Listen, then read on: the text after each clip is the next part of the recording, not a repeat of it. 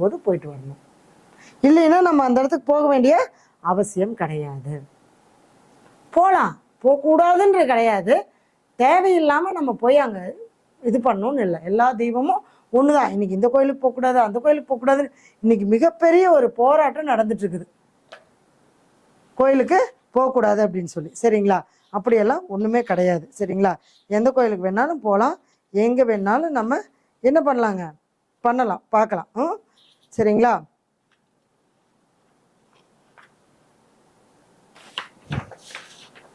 இப்போ ஒரு 2 ஜாதகம், அதாவது ஒரு ஆணுடைய ஜாதகம், ஒரு பெண்ணுடைய ஜாதகம். இவங்களுடைய ஜாதகத்தில் திருமண வாழ்க்கை எப்படி இருக்கு, எப்படி அவங்க இந்த ஜாதகத்துக்கு ஒரு பொருத்தம் பார்த்து திருமணம் பண்ணாங்க, திருமணம் பண்ணதுக்கப்புறம் அவங்களுடைய லைஃப்பில் என்ன நடந்தது, ஏன் அந்த மாதிரியான பிரச்சனைகள் வந்தது, திருமண வாழ்க்கை ஏன் அவங்களுக்கு பிரச்சனையாக இருந்தது அப்படிங்கிறத நான் இந்த பதிவில் சொல்ல போகிறேன். இப்போ என்னென்னா 2 ஜாதகத்துடைய திருமண வாழ்க்கை பார்த்தினா எல்லாம் கேட்குறாங்க இல்லையா, இங்கே எங்களோட திருமண வாழ்க்கை சொல்லுங்கள், ஒரே வரியில் சொல்லுங்கங்கிறாங்க. ஒரே வரியில் இது சொல்ல முடியுமான்னு மட்டும் நீங்கள் பாருங்கள். நான் இது ஜாதகத்தை போடுறேன். இது ஆணுடைய ஜாதகம், இது பெண்ணுடைய ஜாதகம். அதாவது பொருத்தம் அப்படிங்கிறது பார்த்திங்கன்னா இறைவனால் நிர்ணயிக்கப்பட்டது. நம்ம எதுவுமே என்ன பண்ணுறது இல்லைங்க, நம்ம ஒரு கருவியாக நின்று தான் செயல்படுறோம். ஆனால் அந்த நேரத்தில் அந்த ஜாதகத்துக்கு நம்மளுடைய கண்ணை என்ன பண்ணிடுங்க, மறைச்சிரும். அதனால் நம்ம என்ன பண்ணிடுவோம், ஏமாந்து பண்ணிடுவோம். இது 2 பேர்த்துடைய ஒரு ஜாதக ஆய்வு.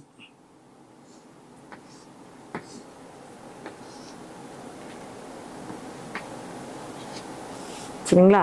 இப்போ இது ஒரு ஆணுடைய ஜாதகம். இது பார்த்தீங்க அப்படின்னா வயசு ஒரு 31 வயசு. சரிங்களா? லக்னம் மிதுன லக்னம், 4ல் மாந்தி ராகு, 7ல் குரு, அடுத்தது 9ல் சந்திரன், 10ல் கேது, செவ்வாய், சனி, 11ல் சூரியன், புதன், 12ல் சுக்கிரன். இது ஆணுடைய ஜாதகம். அடுத்தது ஒரு பெண்ணுடைய ஜாதகம், தனுசு லக்னம், 2ல் கேது. சும்மா சிம்பிளாக சொல்லிட்டு முடிச்சிடுறேன். அடுத்தது உங்களுடைய இன்னைக்கு நீங்கள் நம்ம லைவில் பார்த்த ஜாதகம் ஒன்று போட போகிறேன். சரிங்களா? அடுத்தது சூரியன், 5ல் செவ்வாய், 5ல் குரு, 5ல் சனி, சந்திரன், அடுத்தது ராகு, மாந்தி. பாருங்க, அவங்க 2 பேர்த்துக்குமே பொண்ணு புனர்பூச நட்சத்திரம், மிதுன ராசி, புனர்பூசம் மிதுனம்.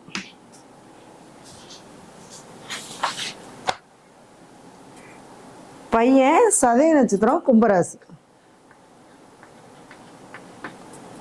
நம்ம என்ன சொல்லுவோம், 5, 9 ராசி சூப்பராக இருக்கும். 5, 9 ராசி பொருத்தம் சூப்பராக இருக்கும் சொல்லுவோமா? லக்கணம் 1, 7 லக்கணம். இங்கே இந்த லக்கணம் தான் பிரச்சனையே. இங்கே உபயலக்கணம், இங்கேயும் உபயலக்கணம். இதுக்கு 7ஆம் இடம் பாதகம், இதுக்கு 7ஆம் அதிபதி வலுத்துருச்சு. இதுக்கு 7ஆம் அதிபதி புதன் வக்கரமாகி சந்திரனோட சதய நட்சத்திரத்திலே இருக்கு. புதன் வக்கரமாகி சதயத்திலேயே இருக்காரு. யாருக்கு? பொண்ணுடைய ஜாதகத்தில். அதனால இந்த பொண்ணுடைய கர்மா முழுக்க முழுக்க தன்னுடைய கணவனால் பாதிக்கப்படணும். ஏன்னா அவர் என்ன நட்சத்திரங்க? சதய நட்சத்திரம். இப்போ நம்ம ஒவ்வொன்றும் நம்ம ஒரு ஜாதகம் நம்ம எவ்வளோ விஷயங்கள் நமக்கு சொல்லுது. அப்போ இதுவும் உபயலக்கணம், இதுவும் உபயலக்கணம். இதுக்கு 7ஆம் இடம் வலுக்கக்கூடாது, இதுக்கு 7ஆம் இடம் வலுத்துருச்சு. இதுக்கு 7ல் சந்திரன், 8ஆம் அதிபதி 7ல். அப்போ என்னவாயிருங்க? 8ஆம் அதிபதி 7ல் இருந்தா, அது சந்திரனா இருந்தா இவங்களுக்கு திருப்தி இல்லாத ஒரு வாழ்க்கை அமையும். ஒரு சந்தோஷமான ஒரு வாழ்க்கை இந்த பொண்ணுடைய ஜாதகத்தில் அமையாது.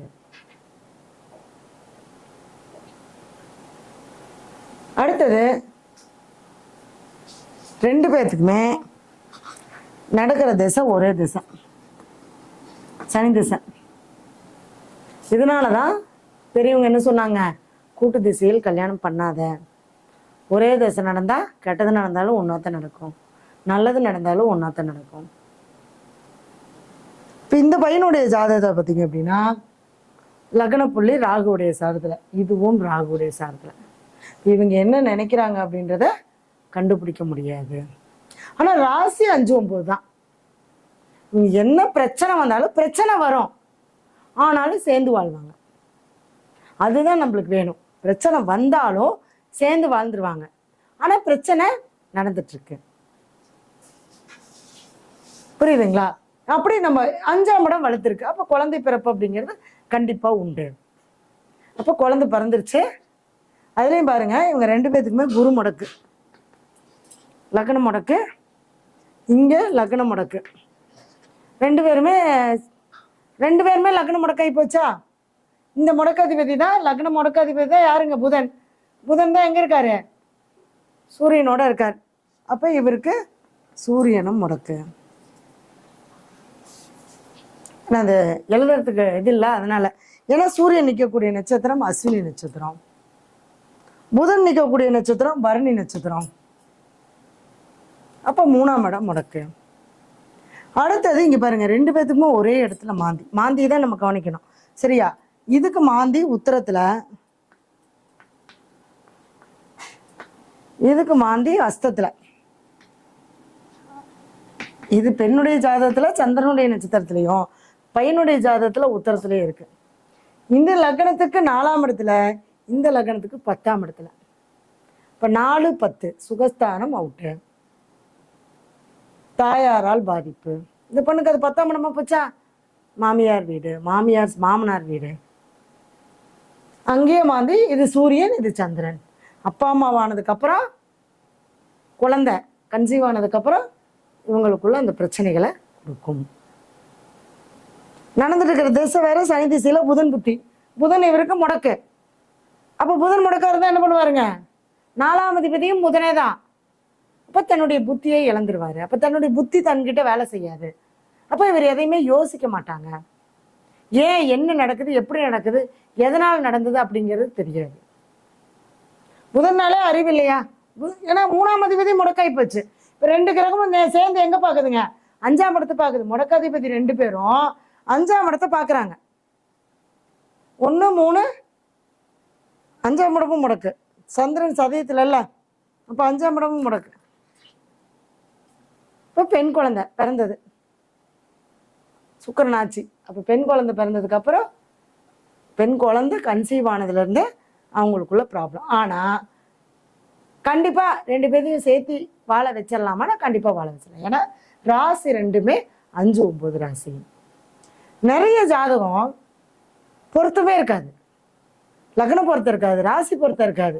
ஆனால் ஏதோ ஒரு கிரகம் 2 பேத்துக்கு ஒரே மாதிரி இருக்கும். அதுதான் மனப்பொருத்தம். அந்த மனப்பொருத்தம் இருந்துட்டா எந்த பொருத்தமும் நம்ம பார்க்க வேண்டியதில்லை. ஆனால் 10 பொருத்தமும் பார்த்து ஜாதகம் சூப்பராக மேட்ச் ஆகி மனசு அங்கே பொருந்தலைன்னு என்ன பண்ணுவீங்க? இங்கே சந்திரன் 2மே 5, 9 தான். அப்போ இவங்களுக்கு கண்டிப்பாக மனசு அப்படிங்கிறத என்ன பண்ணுவாங்க, கொஞ்சம் அந்த முடக்கு அதிபதியோடைய புத்தி முடிஞ்சோடனே சனி திசையில் புதன் புத்தி முடிஞ்சோடனே கேது வரும்போது ஆட்டோமேட்டிக்காக ஒரு மாற்றம் வரும். இப்போ இந்த மாதிரி நம்ம நிறைய விஷயங்கள் ஒரு ஜாதகத்தை போட்டால் நம்ம ஆய்வு பண்ணோம் அப்படின்னா நிறைய நம்மளால் என்ன பண்ண முடியுங்க, எடுக்க முடியும். சரிங்களா? இப்போ இது இந்த மாதிரி நம்ம ஒவ்வொரு ஜாதகத்தையும் நம்ம ஆய்வு பண்ண போகிறோம். இப்போ இன்னைக்கு பார்த்தீங்கன்னா திருமணம், சரியா? திருமணம் ஆகாதவங்க இன்னைக்கு மத்தியானம் கேள்வி கேட்டாங்க, அவங்களுக்கு உண்டான ஒரு ஜாதகத்தை நான் போட போகிறேன். சரிங்களா? இன்னும் நிறையா இருக்குது. குழந்தை பாக்கியம், தொழில் அமையல, தொழில் பிரச்சனை, கடன் அதிகமாயிருச்சு. கடன் அதிகமாக இருக்கிற ஜாதகம் ஒன்று போடுவோமா? கடனே தீராது அப்படிங்கிற ஒரு ஜாதகம் இருக்கும் இல்லையா?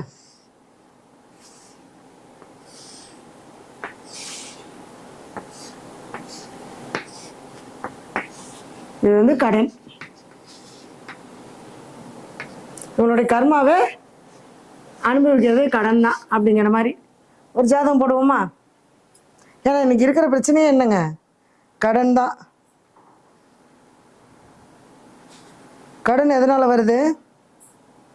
நம்ம ஆசைகள் அதிகமாக அதிகமாக கடன் வருது.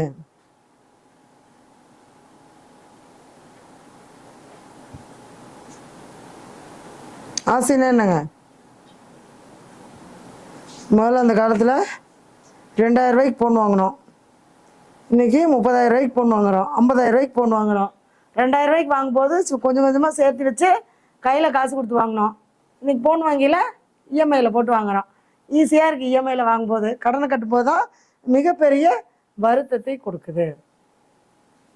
எப்படின்னு பார்க்கலாமா? சரி, இது என்னென்னா வயசு ஒரு 46. சரி, ஏதாவது ஜாதகம் போடுவோமா?